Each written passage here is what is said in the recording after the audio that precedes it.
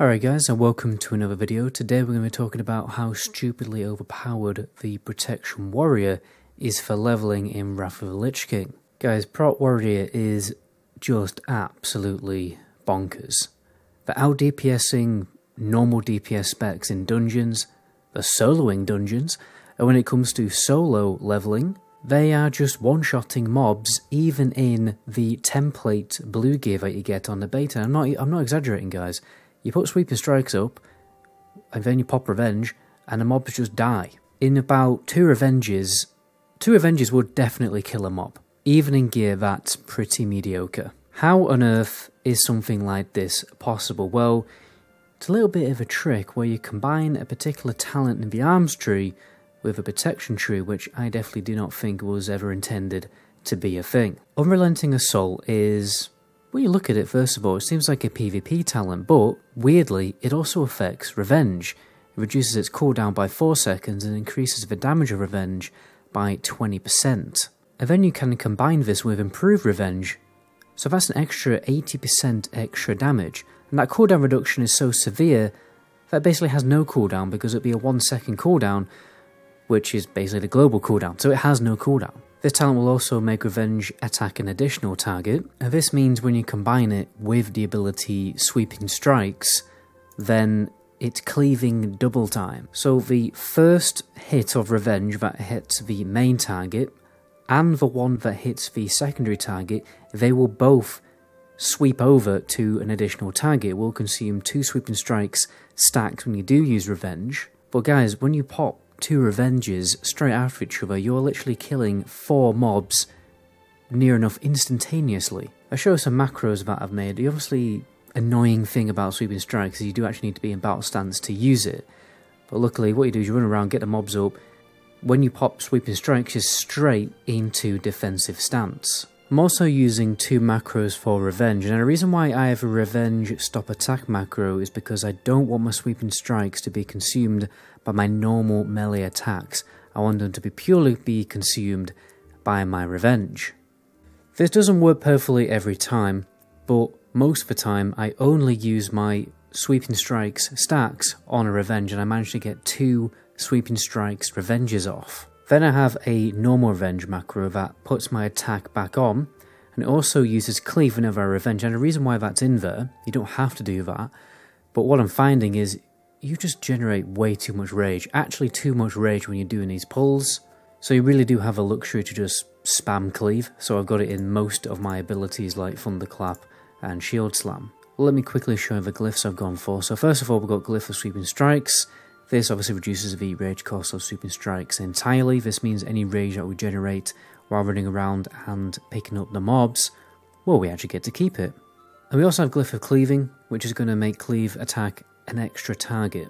And then for minor ones, I picked up Glyph of Thunderclap for slightly increased range on it, Glyph of Battle, increase the duration of battle shots, don't have to use it as much, and then Glyph of Blood Rage to totally reduce the health cost of Blood Rage so we don't run into issues when we're using it. Obviously the health drop on Blood Rage isn't that significant, but in the long run when you're doing loads and loads of pulls, multiple times, it just helps you to keep your health topped up. Now let me talk over some footage of me doing a pull here. One of the issues that you're going to have as a Prot Warrior is you don't really have many ways to pull a mob other than just running around on your mount, because your taunt requires defensive stand.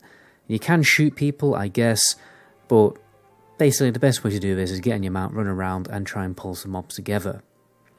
Then what I'm going to do is go into, well, I'm in battle stance. I start off in battle stance, quickly pop Sweeping Strikes, use my Revenge macro, get 2 Revenges off, which with Sweeping Strikes.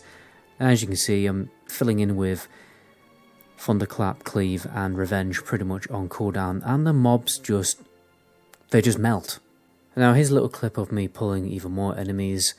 So again, just to recap, I'm in battle stance. I'm going to pop Sweeping Strikes, and my Sweeping Strikes macro instantly pops me into defensive stance to start using those Sweeping Strikes with Revenge. Your biggest damaging ability is your Revenge, guys. That is the ability you want to be using over any other priority, really. So you're spamming Revenge.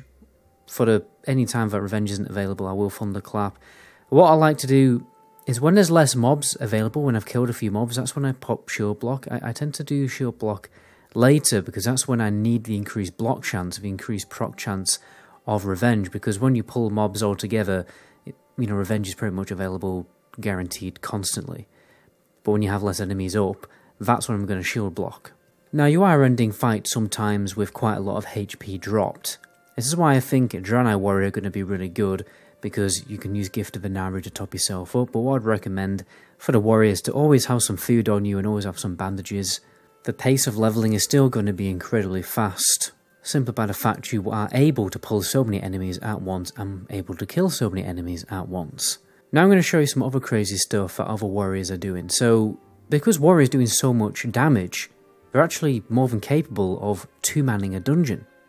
Obviously when you 2-man a dungeon with just one healer, that is a ridiculous amount of experience points.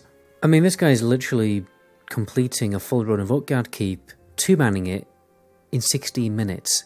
You're getting up to over 750,000 experience points per hour, potentially more, because he can actually solo it. As you can see by the footage here, he's even capable of taking on 3 elites at once.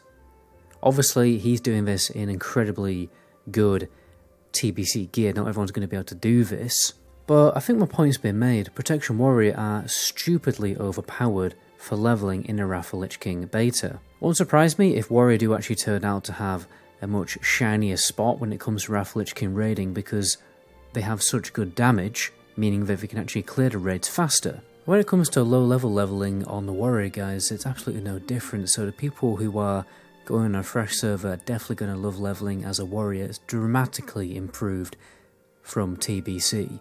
To be fair, all characters have been buffed when it comes to their actual power, but the second you can pick up that improved revenge talent, that's when you can very easily just start cleaving 2 to 3 enemies whenever you want.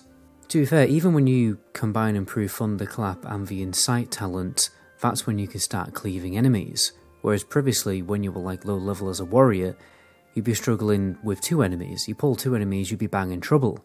Those days are definitely over. Back when I leveled a warrior on the, would have been Lordaeron server, from Warmane obviously, I leveled in protection all the way and it was an absolute blast. It's very fun and it's very, very fast. But the second you get to level 60, that's when you can combine Unrelenting Assault with improved revenge. And that's obviously when you become an absolute unit at leveling. We're also definitely going to be a top tier choice when it comes to lower level dungeon grinding. Imagine a lot of people are going to do that on fresh servers rather than open world questing. The Protection Warrior is doing insane damage, and unlike the Protection Paladin, doesn't have to stop to drink. So definitely shouldn't be throwing your Protection Warriors as the bad tank of Wrath of the Lich King yet, because they're definitely not. So guys, what I am going to be doing this week, following my Death Knight leveling guide, I'm going to be making a warrior leveling guide, and it won't just be for high level content, for the Wrath of the Lich King content, it will be relevant for people playing on fresh servers too. But until then, my name is MetaGoblin. To my next video, ciao.